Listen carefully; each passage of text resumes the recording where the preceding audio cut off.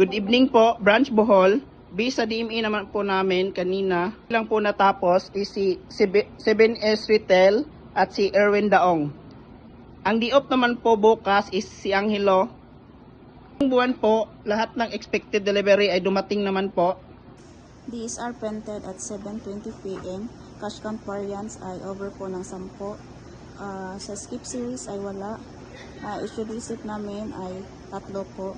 Unapproved expenses ay 1 at sa discount po ay wala.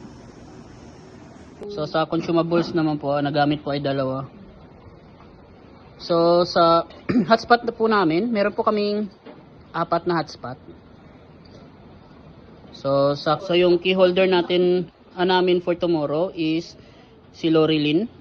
So sa ROM naman po, yung email po ay 0. 0 po yung nasagutan namin. Sa FB page po may 6 po. Sa Viber 0. So dito po yung pending area namin. Meron po kaming 3 na claim na ng mga customers. At today po, May 14. So meron po kaming isa na order na pumasok. Dito po yung gift ideas namin. Sign it yourself.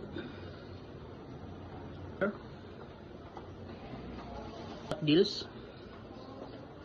Reseller. Sublimation. Pets. Polo. Portable namin. Ito po yung stock room namin.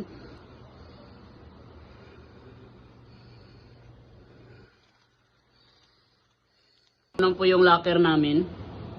Sa garbage disposal naman po, natapo naman po namin. Ito yung embroidery press, dual heat press. Tip naman po, so before tayo mag-shutdown, so babad po ako ng cleaning solution. Yung una po, mag-head clean po ako. Head clean, so mag-nozzle test po ako.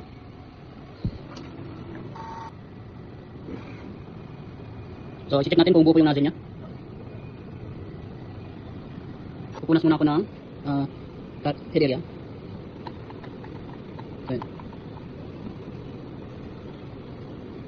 So, pagkatapos ko nito, maglalagay po ako ng cleaning solution sa white. Yan po.